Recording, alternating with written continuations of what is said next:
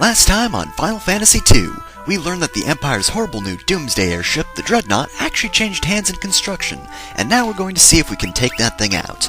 But before we go, I'm just going to check the stats real quick. Didn't really do that much training. I mostly just raised the, magic. I might be a little over-leveled magic-wise, but at the very least, it should carry us for quite a few dungeons. I didn't really do anything to Minwu's magic, though, because, well, he's got a lot of magic and it's already high-leveled, so I didn't figure I should bother. So, the next town we have to go to, Bafsk, is actually on a route pretty similar to the one to Salaman, so I'm actually going to skip the boat trip, because, as I said, the route is pretty similar, except instead of going north here, you actually go east. And the town is relatively close, in that it's actually right there. So yeah, I hope you didn't waste money on a fare for the airship, because if you paid anything more than 0 gil to get over here, that's kind of a waste. Anyway, there are actually some captains walking the street here, but it's actually alright to talk to them, because apparently those guys recognize that you're rebels, but these guys don't. Also, this guy's kind of a dumbass. Hey! One of our rebels is masquerading as a soldier, he said right next to one of the soldiers. Oh, NPCs, they're not all that bright. Anyway, the stock here, not really that good. The only new thing here is the Silver Curious, but that doesn't really benefit me any, so... Thankfully, I already got the Mithril equipment because, well... I'm gonna need it, especially since, yeah, everything's pretty much crap, especially the weapons, because I'm fairly sure that's the first store's stock. Also, apparently, these guys hate Borghen so much that they'll just say out loud how much they hate him when he's standing right there. You know, I don't know how no one knew he was a traitor. I mean, maybe the people of Fynn don't want to judge a book by its cover, but he looks pretty damn sinister, let's not lie here. Anyway, the magic here, pretty damn useless, just buy Asuna. Definitely don't buy Basuna, because that only works on spells that wear off after battle, and Asuna cures those anyway, and since MP usage is based off spell level, it's not like there's any sort of, you know, MP difference between the two, so don't waste your money. The other two spells, of course, are either, you know, pretty much useless under any circumstance, or not really all that interesting.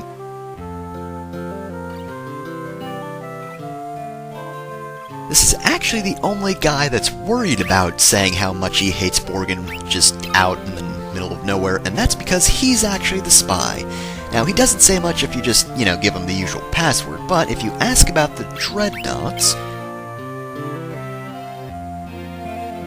he does say there's an entrance nearby. He does a little dance for some reason.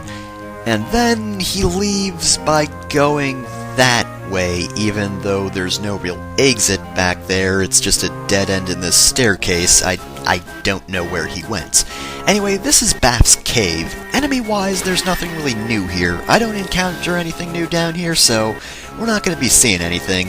Design-wise, it's obviously pretty aesthetically boring. I mean, it's really not interesting to look at, and design-wise it's not interesting either, but I guess it's not maze-doors like Summit Falls was, so it's got that going for it, but it's basically just Final Fantasy XIII. One big hallway, one long hallway that's not really fun to traverse, but on the bright side it is a very short dungeon. In fact, we're actually at the end of it. Who could this mysterious man be? I have no idea who the identity of this person is, but I suppose it doesn't matter because, while Borghen was taking the credit and, you know, being the main worker on the Dreadnaught, the Black Knight was actually working on this ship in secret, and unfortunately it got finished rather quickly. Oh god, don't make that face at me, Borghen. Seriously, just leave. Okay, well, the Dreadnaught might be complete, but we're right behind those guys, so we can totally get on board with this thing, right? We totally got this. We can get on board before it lifts off, right? Right? We got this, right? Come on, we made it on, right? We didn't make it on, did we? It's taking off. We didn't make it, did we?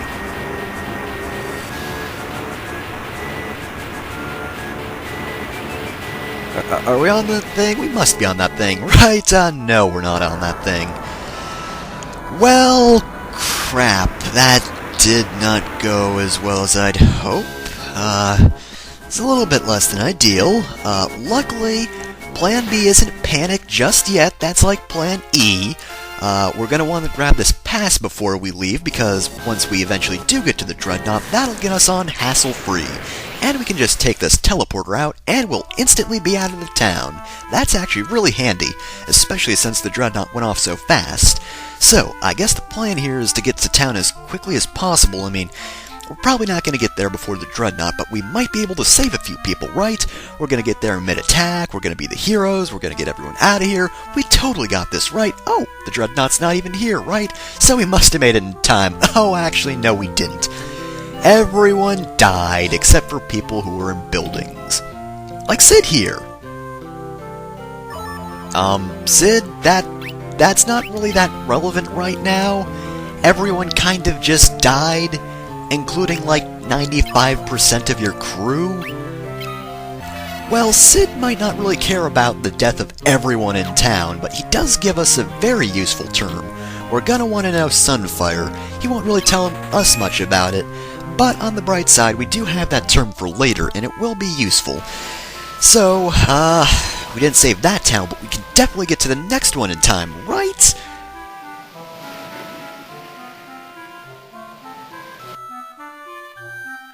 The answer here, of course, is no. We screwed up here, too.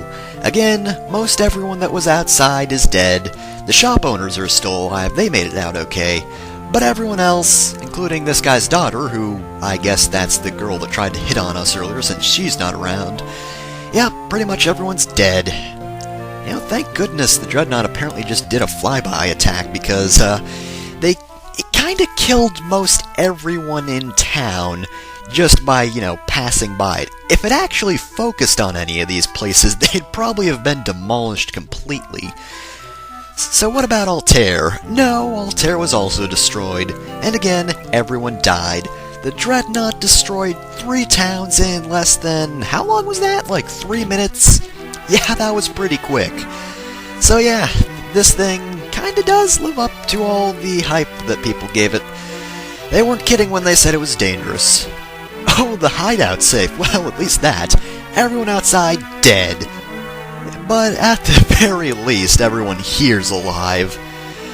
NPCs care about no one but themselves. Selfish bastards. Well, on the bright side, everyone inside was spared, and Hilda spends most of her time in the throne room, and no one's really talking about the princess being injured, so I think she's A-okay. And since there's no one else to talk to in here, we might as well just go to the throne room and see how she is. Probably not. Excuse me, I couldn't have done anything about that. It just lifted off before I could even get there, so I technically didn't fail anything.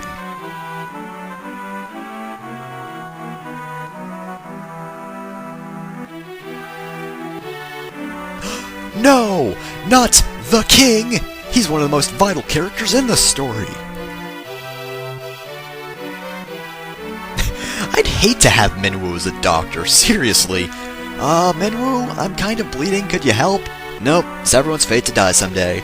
But it's just bleeding. I mean, I'm a hemophiliac, yeah, but if you just use Kiram... Nope. Everyone's bound to die someday. But regardless of whether or not he can help, he does leave the party, even though he just got saying it was hopeless and that his condition was of the mind and not the body. He's gonna leave. So in the meantime, let's ask Hilda about Sunfire.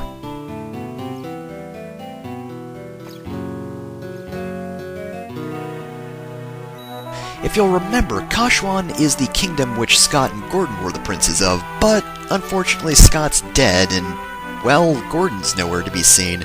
No one's talked about him dying, so I don't think he was killed in the attack. But Firion brings up the point that we can indeed use the Sunfire to destroy the Dreadnaught. Unfortunately, Hilda's not really going to give us good advice. In fact, it's not until her last line that she implies that we can't actually do anything about the Sunfire just yet. We have to ask around for that because, well, we're not going to use our hands to bring back fire, because that would be kinda stupid. So, if we ask Minwu about Son of Fire, he will actually bring up the Edgel's torch item, but because it's not a term in red, we can't learn it. It's good to keep in mind, though. We're definitely going to want to, just gonna want to remember that. But what about the king? What does he have to say?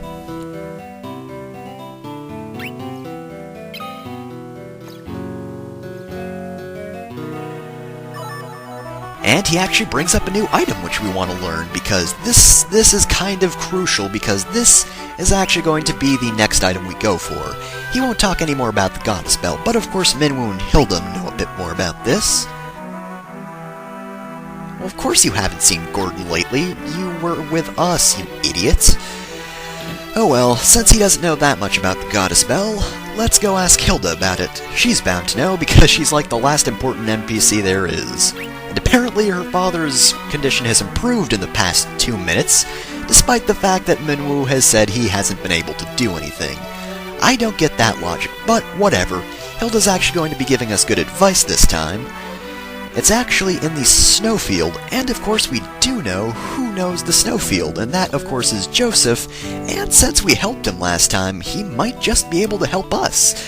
So, I'm gonna meet you back in Salamand, and hopefully Joseph is grateful enough to help us out in finding the Goddess Bell.